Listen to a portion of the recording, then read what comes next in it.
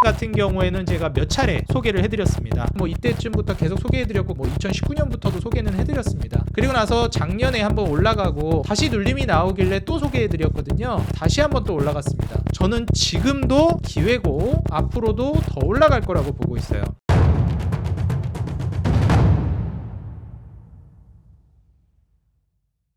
네, 반갑습니다. 주식장인 유튜브 구독자 여러분들, 주식장인입니다. 이 주식장인 유튜브 채널은 여러분들께 인생 주식이 될 수 있을 만한 핵심 종목들 제가 이제 발굴해서 분석해가지고 여러분들께 소개해드리고 있는 컨텐츠 진행하고 있습니다. 본격적으로 오늘 인생 주식 소개해드리기에 앞서서 제가 이제 좀 관심 있게 보고 있는 종목 여러분들께 좀 설명을 드리면서 같이 좀 시장에 대한 이야기도 나눠보려고 합니다. 본격적으로 말씀드리기에 앞서서 여러분들 좋아요와 응원 댓글 그리고 구독과 알람 버튼 눌러주시면 감사하겠습니다. 영상을 제작하는 데 큰 힘이 되고 있습니다. 여러분들 뭐 돈 드는 거 아니니까요. 한 번씩 꼭 눌러주시면 감사하겠습니다. 지금 현재 여러분들 사랑에 힘입어서 채널이 고속성장하고 있습니다. 여러분들 구독과 알람 버튼 지금 벌써 구독자 18,000명을 넘어서고 있는데요. 제가 이제 뭐 곧 있으면 2만 명이 될 것 같다 생각이 드는데 아직 구독 눌러주지 않으신 분들은 구독 한 번씩 꼭 눌러주시기 바라겠습니다. 자, 그럼 오늘 시장 같이 설명드리면서 본격적으로 인생 주식도 소개해드리도록 할게요. 제가 여러분들께 소개해드릴 인생 주식은 차트 그리고 재무 그 다음에 이제 업황 여러 가지 측면 이 세 가지 측면이 뭐 주입니다. 이거를 기본 토대로 해서 여러분들께 소개해 드리는데 차트는 추세가 이제 상향 추세에 있는 종목 그리고 재무는 매출 영업이익 순이익이 우상향하고 거기에 마진율이 같이 증가하고 있는 기업들을 소개해 드리려고 해요. 물론 안 그런 종목도 있긴 한데 기본적으로 이걸 토대로 해서 괜찮은 종목들을 발굴해 드린다 말씀을 드리겠습니다. 일단 먼저 말씀을 드리고 싶은 부분은 뭐냐면 지금 여러분들 최근에 미국의 이제 고용지표가 발표가 됐습니다. 그래서 이 고용지표 관련해서도 우리가 좀 살펴볼 것들이 있는데요. 한국부터 해서 같이 좀 보겠습니다. 최근에 일단 한국의 소비자 물가 지수가 발표가 됐는데요. 이 소비자 물가 지수 CPI 같은 경우에도 1%대로 떨어졌습니다. 지금 미국은 B컷을 단행하면서 기준금리 인하를 시작했는데 뭐 한국 같은 경우에는 아직 기준금리 인하를 시작 안 한 거는 뭐 그렇다 치더라도 향후에는 기준금리 인하를 할 수 있다 이런 시사점은 던질 수 있는데 아직 기준금리 인하를 시작하지는 않았어요. 만약 이런 기조로 가게 되면 물가가 계속 떨어진다라고 했을 때 이제 디플레이션으로 떨어질 가능성도 우리가 배제할 수는 없거든요. 그래서 그런 점들을 우리가 고려했을 때 아무래도 한국도 이제 나중에는 기준금리 내리지 않을까 저는 조심스럽게 생각합니다. 뭐 부동산 핑계 대고 있긴 한데 그것도 저는 한계가 있다고 봐요. 이제 미국에서 기준금리 B컷을 단행하고 나서 앞으로 뭐 올해뿐만 아니라 내년까지도 기준금리는 인하하는 기조로 돌아섰다라는 건 부정할 수 없는 사실이라고 보여집니다. 근데 뭐 그 과정 안에서 미국이 지금 뭐 인플레이션 기대심리도 많이 낮아졌는데 다시 이제 신규 실업수당 청구 건수가 많이 낮아졌다가 살짝 올랐어요. 뭐 고용지표가 다시 안 좋아지는 거 아니냐 생각해 볼 수는 있겠지만 사실 한번 살짝 올라간 거고 이건 주마다 발표되는 지표라는 점을 감안해 봤을 때 좀 더 봐야 되지 않을까. 전체적인 흐름 자체는 실업수당 청구 건수가 줄어들고 있어서 고용 여건이 좀 개선되고 있다라고 해석해 볼 수 있겠습니다.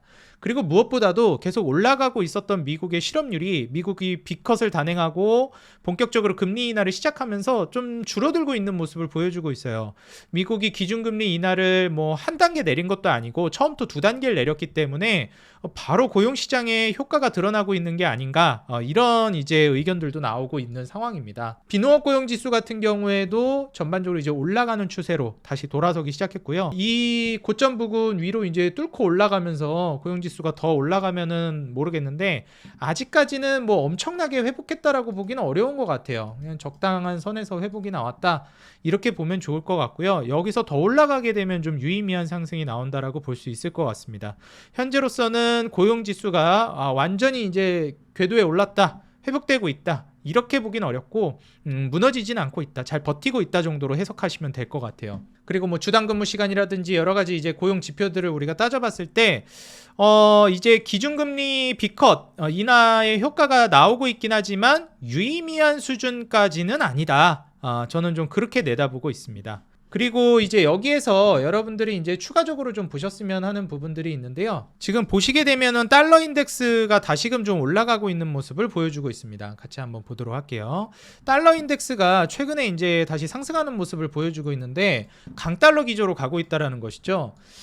사실 이제 미국 고용 지표가 조금 개선이 돼서 그런 것인가? 그렇게 뭐 해석해 볼 수도 있겠지만 사실 기준금리 인하를 하는 기조 속에서 달러 인덱스가 다시 올라가는 것은 저는 어느 정도 이제 박스권 하단 부분까지 떨어졌기 때문에 기술적으로 올라갔다라고도 볼 수 있겠지만 유가가 같이 올라가고 있다라는 점을 우리가 좀 살펴봐야 될 것 같아요.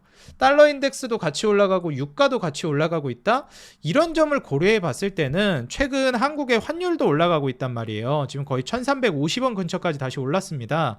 1300원, 뭐 1290원대까지도 이제 좀 내다볼 수 있겠다 예측이 나왔었는데 다시 1300원 중반대까지 올라간 것, 여러 가지 종합적으로 따져봤을 때 환율이 다시 떨어지고 있던 환율이 치솟았다, 그리고 강달러 기조로 가고 있다, 유가가 다시 반등을 하고 있다, 세 가지 측면을 고려해봤을 때는 지금 최근에 중동발 지정학적 리스크로 인한 이슈로 인해서 지금 이 모든 것들이 맞물리고 있는 게 아닌가 생각이 듭니다.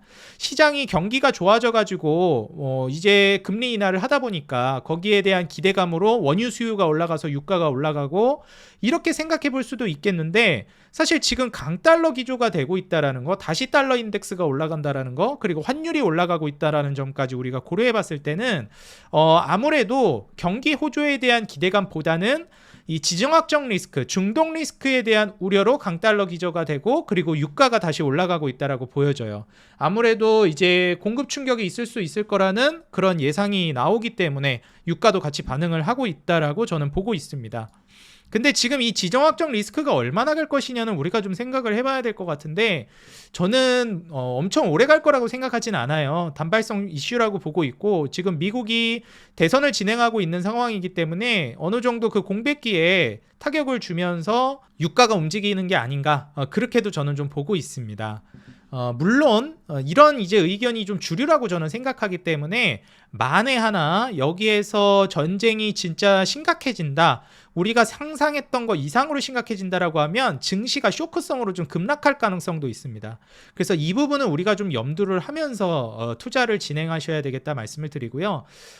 아무래도 적은 확률인데 그 적은 확률이 실제로 일어났을 때는 쇼크가 더 크게 작용할 가능성이 높아요. 근데 확률적으로 봤을 때는 아무래도 확률이 낮을 것으로 예상이 된다, 이렇게 저는 말씀을 드리겠습니다. 그리고 그것과 별개로 오늘 제가 소개시켜드릴 인생 주식은 바로 지금 화면에 나오고 있는 한화엔진이라는 종목인데요. 왜 한화엔진이라는 종목을 여러분들께 인생 주식으로서 또 소개를 해드려야 되겠다 마음을 먹었냐면, 원래도 이제 한화엔진 같은 경우에는 제가 몇 차례 HSD 엔진 시절부터 소개를 해드렸습니다. HSD 엔진이라는 기업이었는데 한화그룹의 품으로 들어가면서 한화엔진으로 사명이 바뀐 거고요. 제가 이 주식을 처음 소개해드릴 때만 해도 뭐 이때쯤부터 계속 소개해드렸고 그 이전 뭐 2019년부터도 소개는 해드렸습니다. 그리고 나서 작년에 한번 올라가고 이거 지금 너무 좋다 해서 또 한번 익절할 기회가 있었고 다시 눌림이 나오길래 또 소개해드렸거든요. 다시 한번 또 올라갔습니다. 조정 줬다 다시 반등 주고 있는데 저는 지금도 한화엔진은 기회고 앞으로도 더 올라갈 거라고 보고 있어요. 최근에 중국에 관련된 이슈가 여러분들 좀 나오고 있는 거를 알고 계시는 분들은 알고 있을 거예요. 지금 우리나라가 원래 이제 조선에 있어서 고가 선박들은 우리나라가 거의 다 이제 차지해가지고 수주를 따내고 있는 상황이에요. 근데 이제 친환경 선박으로 우리가 일반적으로 전기차나 이런 거를 보게 되면은 환경 규제가 나라마다 또 뭐 대륙마다 많이 다르기도 합니다. 근데 이 선박이라는 거, 조선이라는 거는 나라와 나라 간에 움직이는 거기 때문에 국제 표준을 따라야 돼요. 그래서 IMO라는 국제회사기구에서 국제적인 표준을 매겼는데 거기에서 탄소 배출량 줄여야 되고 그리고 거기서 이제 이산화탄소 배출량 이런 것들을 규제를 합니다. 근데 그게 특정 국가는 마다 다른 게 아니고 모든 국가가 동일하게 지켜야 되는 거예요. 그러다 보니까 조선을 수주해가지고 사온 국가들은 그 친환경 규제에 맞는 조선들을 구매해야 됩니다. 그 규제에 맞춰서 지금 기술력이 뛰어난 게 우리나라고, 그렇기 때문에 우리나라 선박들이 기술력이 높아서 비싸요. 그래서 그런 고가 선박들은 우리나라가 다 담당하고 있는데 우리나라가 이제 담당하지 않는 그런 저가 선박들 있죠. 그런 것들은 지금 중국들이 죄다 이제 가져가고 있는 상황이에요. 그래서 중국의 점유율이 조선 시장에서 지금 늘어나고 있다 보니까 이거 한국이 중국에 다시 또 밀리는 거 아니야? 이런 이슈들이 나오면서 잘 주가가 올라가고 있었던 한국 조선사들 주가가 좀 주춤하고 있는 상황입니다. 근데 저의 견해를 말씀드리자면 사실 이제 가격 경쟁력이라는 것은 그 기술력 그리고 그 수요를 기반으로 해서 생기는 건데 우리가 이제 물량으로 밀어붙이는 게 아니라 기술력으로 진짜 우수한 것들을 담당해서 하고 있다라는 것은 우리나라가 가격을 어떻게 선정하는 거냐에 따라 많이 달라져요. 제가 디스플레이 시장도 중국에 많이 밀렸지만 그럼에도 불구하고 OLED 시장에서는 제가 긍정적으로 봤던 이유 중에 하나가 기술력으로 앞서 나가고 시장을 선도해 나가는 기술이기 때문에 그렇습니다. 결국 그게 주류가 됐을 때는 시장을 주도해 나갈 수 있기 때문에 좀 주목해 보시는 게 좋겠다라고 계속 말씀을 드리는 거예요. 근데 그래도 아무래도 불안한 건 사실이잖아요. 일단 점유율을 완전히 우리나라가 장악하고 있던 거에서 저가 선박 수주를 따내면서 중국이 이제 점점 점유율을 확장해 나가고 있다는 게 마냥 좋은 소식이라고 볼 수는 없습니다.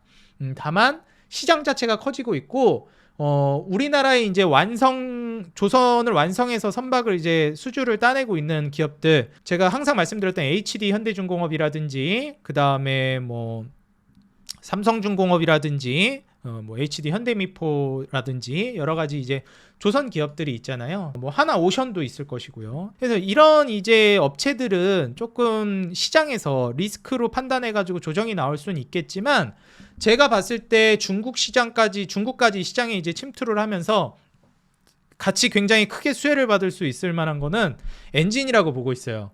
왜냐하면 우리나라 조선 업체들에도 납품을 하지만 이제 중국 업체들까지 경쟁적으로 하나의 엔진을 가져갈 거거든요. 그리고 제가 말씀드렸듯이 이 엔진이라는 건요, 결국 모든 배에서 필요한데 우리가 노후화된 선박에서 엔진만 교체해서 가게 되면 그 환경 규제를 맞출 수가 있습니다. 결국 그 이산화탄소 배출량이라든지 이런 것들이 다 엔진부터 비롯되는 거기 때문에 조선 만든 지 얼마 안 된 거 바로 또 이제 갖다 버릴 수는 없잖아요. 엔진만 교체해서 쓰면 되거든요. 그래서 먼저 신조선 그 가격들 혹은 새롭게 이제 만드는 그 수주하는 선박들보다도 먼저 이제 수요가 늘어나는 거는 결국 엔진입니다. 그래서 한화 엔진이 이제 대표적으로 저는 올해부터 내년 내후년까지 계속 이제 흑자 전환을 하면서 이익이 영업이익과 매출이 본격적으로 늘어나고 있는데 중국까지 뛰어들면서 이 컨센서스는 저는 더 올라갈 거라고 보고 있어요. 그래서 내후년에 뭐 순이익 900억대 예상이 되는데 훨씬 더 올라갈 수 있지 않을까 예상이 됩니다. 마진율도 제가 중요하다고 항상 말씀을 드리는데 영업이익률은 마이너스에서 작년에 1%대로 올라왔고요. 그리고 올해는 6%대 영업이익률이 예상됩니다. 내년 8%, 내후년에 10%대까지 영업이익률이 올라갈 걸로 예상이 돼요. 작년까지만 해도 순이익률은 마이너스였는데 올해 4.7%, 내년 6%, 내후년엔 7%대 중반 순이익률이 예상이 되고 있어요. 그래서 지금 현재 상황에서 한화엔진 같은 경우에는 중국이 본격적으로 뛰어들면서 점유율을 늘리고 있다는 소식에 우리나라 조선사들뿐만 아니라 이제 중국 조선사들까지도 본격적으로 엔진 수주가 강력하게 몰아치겠다. 그러면서 이제 한화 엔진에 대한 제품 수주가 굉장히 크게 늘어날 수 있겠죠. 우리나라의 이제 한화오션이라든지 삼성중공업이라든지 HD 현대중공업이라든지 이런 기업들은 좀 그 경쟁을 해야 되기 때문에 거기에서 부담을 느낄지 모르겠지만 이 엔진에 있어서는 오히려 서로 이제 주문이 밀려들 것이기 때문에 더 큰 수혜를 받을 수 있는 게 한화 엔진이라고 보고 있습니다. 그래서 완성 조선 업체는 조금 주춤할지 몰라도 기자재 업체들, 우리나라의 완성 조선 업체들이 굉장히 잘 올라가다가 주춤하는데 우리나라 완성 조선 업체들, 삼성중공업, 하나오션, 뭐 HD 현대중공업 이런 종목들이 올라갈 때 기자재 종목들이 상대적으로 못 갔어요. 제가 여러분들께 인생 주식으로 소개시켜드렸던 기자재 종목들이 몇 가지 있는데 아마 여러분들도 아실 겁니다. 완성 조선 업체들 대비해서 상대적으로 굉장히 못 갔어요. 근데 이번에는 그 기자재 종목들이 굉장히 많이 올라갈 기회가 왔다라고 저는 보고 있습니다. 이 조선이라는 업이 제가 말씀드렸듯이 2019년부터도 최소 10년 동안은 우상향할 것이다라고 말씀을 드렸어요. 2029년, 2030년 정도까지 올라간다라고 생각해 보면 저는 이제 한 절반 정도 왔다라고 보고 있거든요. 앞으로도 저는 조선 업황은 계속 좋을 거라고 보고 있고요. 그 과정 안에서 이제 기자재가 잠시 쉬고 있다가 올라가는 그런 시장이 왔다라고 볼 뿐입니다. 그래서 지금 한화엔진 같은 경우에는 완성 조선 업체들도 지금 눌림 나오고 있긴 하지만 나중에는 올라갈 거라고 보고 있고요. 여전히 한화엔진은 지금 기회다. 지금 다시 한번 또 타점상으로 추세 매매를 할 때 매수하기 좋은 자리가 왔다라고 생각이 듭니다. 지금 중동발 지정학적 리스크라든지 여러 가지 좀 싱숭생숭한 여러분들의 이제 투자 심리를 많이 흔들 만한 이슈들이 있긴 하지만 수출에 있어서 강점을 보이고 있는 기업들, 그리고 이 수요를 기반으로 해서 매출과 이익, 마진율이 증가하고 있는 기업들은 여전히 우리가 신뢰를 가지고 투자할 만한 기업이라고 저는 생각합니다. 물론 시장에 대한 리스크는 여전히 있지만 장기적으로 기준금리 인하가 시작되면서 시장이 장기적인 우상향을 할 거를 믿는다면 수출을 기반으로 한 수요 증가, 그로 기반해서 매출 영업이익 순이익, 그리고 마진율이 증가하는 기업들, 이런 한화엔진 같은 기업은 여러분들이 투자에 한번 인생 주식으로서 주목해 보시면 어떨까 생각이 듭니다. 네, 오늘 인생 주식으로 소개해드린 한화엔진 여러분들 한번 주목해 보시면 좋겠고요. 여러분들 오늘 영상 도움이 됐다 하시는 분들은 좋아요와 응원 댓글, 그리고 구독과 알람 버튼 꼭 눌러주시면 감사하겠습니다. 여러분들 계좌에 수익이 꼽힐 만한 인생 주식, 앞으로도 돈 되는 종목, 도움되는 정보로 보답하겠습니다. 돈 드는 거 아니니까요. 구독, 알람, 그리고 좋아요, 댓글 꼭 부탁드리겠습니다. 오늘 영상은 여기서 마무리하도록 하겠습니다. 지금까지 주식장인이었습니다. 여러분들 행복한 하루 되세요. 감사합니다.